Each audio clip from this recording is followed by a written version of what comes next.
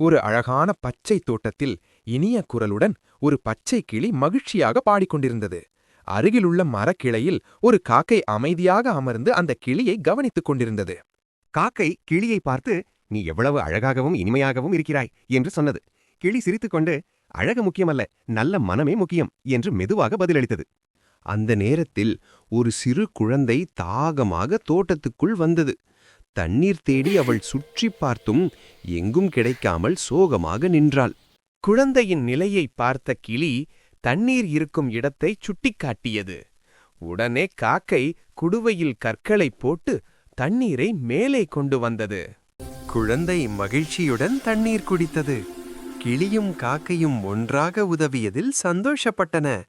நல்ல மனமும் ஒற்றுமையும் இருந்தால் பெரிய நல்லதை செய்யலாம்.